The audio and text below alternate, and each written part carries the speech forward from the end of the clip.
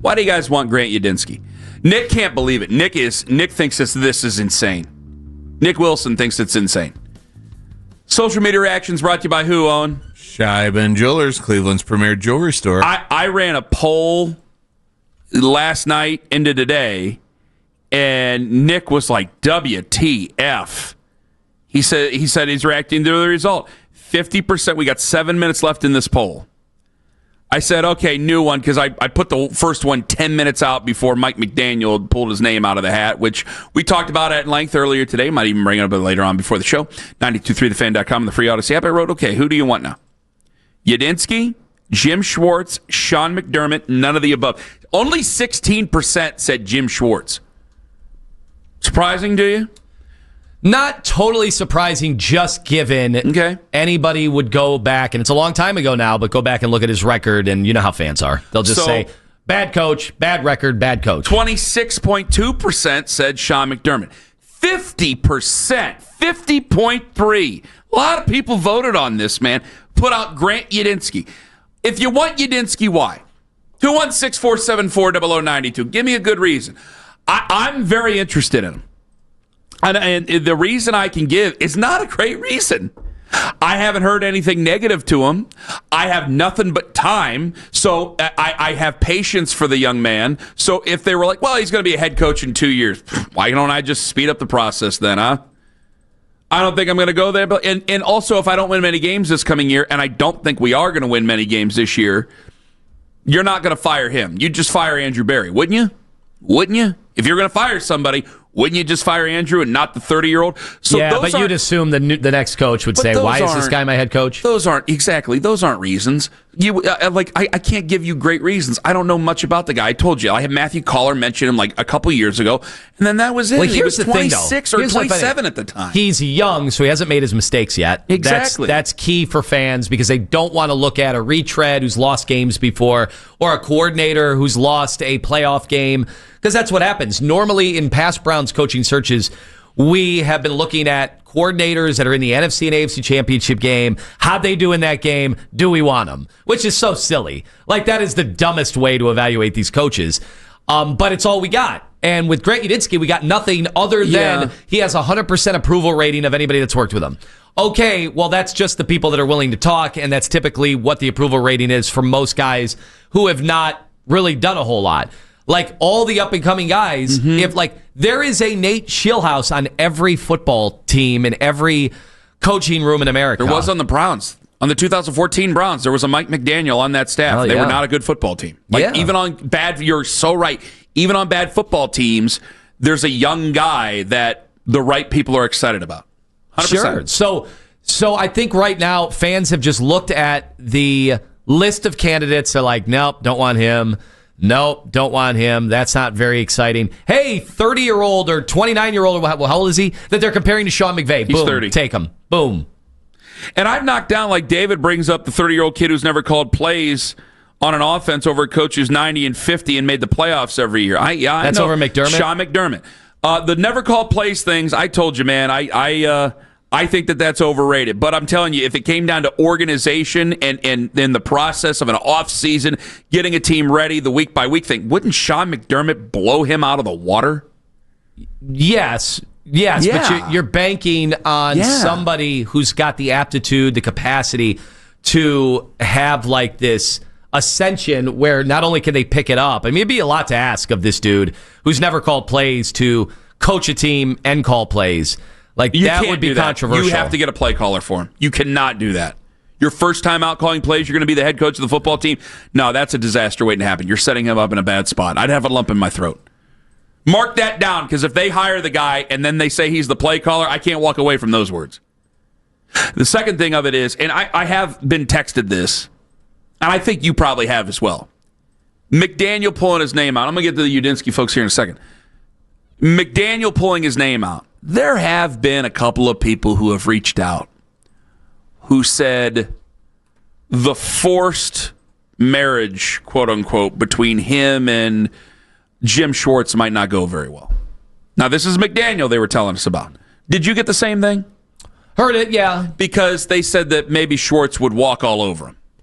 And I'm going, all right, if he's going to walk over a former head coach, Is he going to walk all over a 30-year-old? I mean, McDaniel, both Jim Schwartz and Mike McDaniel, whether you like one guy or hate the other, they're both former coaches. They've both been fired from a job. So if one guy's going to walk all over that guy, according to texts, is another guy going to be walked all over? Because the 30-year-old can't be walked over. Well, now, you could look at Jim and say, you're in charge of the defense. Yeah, that's it. You could try to do that. You have to have very specific roles, and you can't turn this thing. Then the question would be to Jim Schwartz, you have to find every single way possible, because there's going to be things that you might not agree with. You have to find every single way possible to be supportive, because you know it's not going to work if you're not supportive. You know those guys on that defense, they love Jim Schwartz. They love him. I mean, they will follow him into hell with gasoline pants on. They really like that guy. And I'm telling you right now, Jim Schwartz, as powerful as he is, can turn that defense on a lot of guys. And they turned on Kevin, and he didn't want him to turn on Kevin. So imagine what he does if he turns him on somebody. So we got to be careful about this. So it's like when McDaniel pulled his name out, okay, I could see why.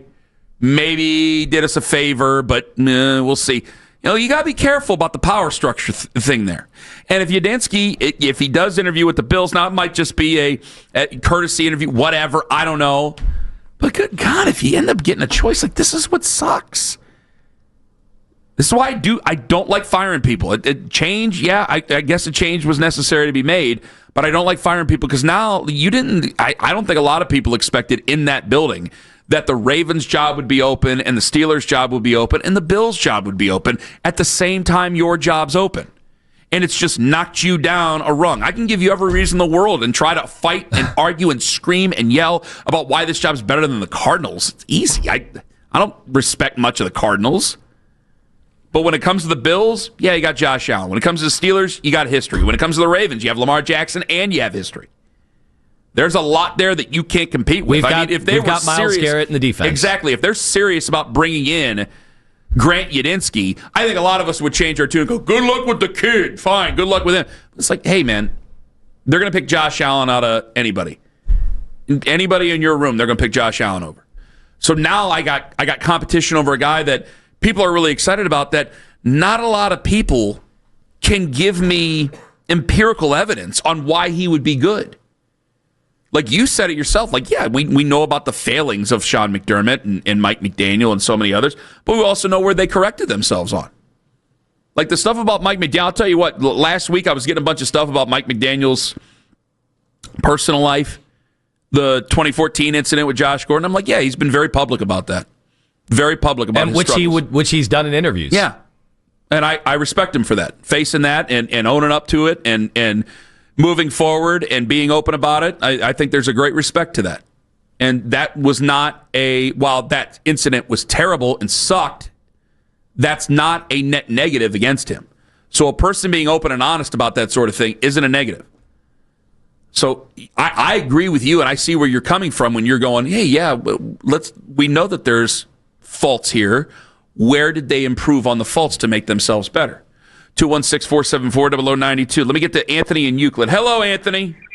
Hey, how are you guys? Not terrible. Go right on ahead.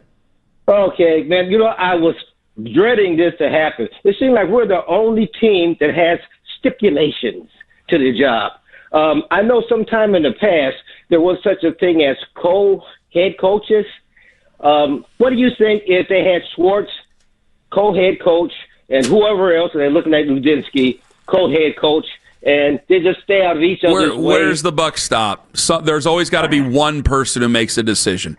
If it's Anthony and I, they're always had, like, I'll be honest with you, like when it comes to this show, if there's a loggerheads between Anthony and I, Owen makes the final decision. He's the main producer. He's the guy. There has to be really one. And if Owen can't figure it out, then Keith's going to figure it out. There has to be somewhere where the buck stops. I can't have two guys in charge. I agree with you, and that's why I really hated when they fired Kevin.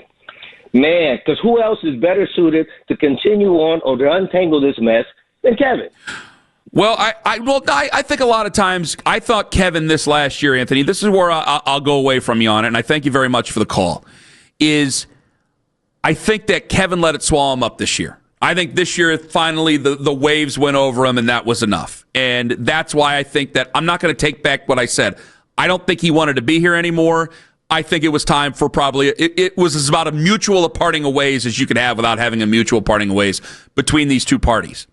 But that reason, what we're talking about now, is why I don't like making changes. My job, when I make a change, I have to hire somebody I think is going to be better than the guy I just let go, and my job has to look like a good job to take. My job doesn't look like as good a job to take as those three teams I just mentioned. Raiders, it would be a much better job to take, except they have the first overall pick in a 1 QB draft. And it's still a league where if you got a good QB, you have a cheat code to at least get yourself to the playoffs, and then we can talk about it afterwards. But you just get to the playoffs. And Sean McDermott got fired. He still got 8 years in the playoffs.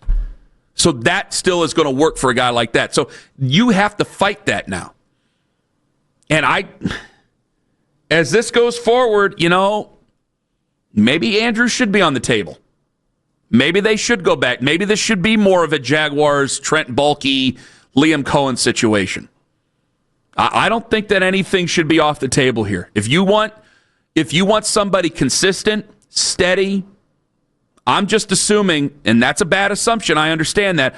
I may be assuming too much where it's like, well, Andrew has to make the decision. Well, does Andrew have to make the decision? Because if we're going in a direction that you're not comfortable with as a football team, we have to evaluate everything. And that might even be one of the people in charge of the search.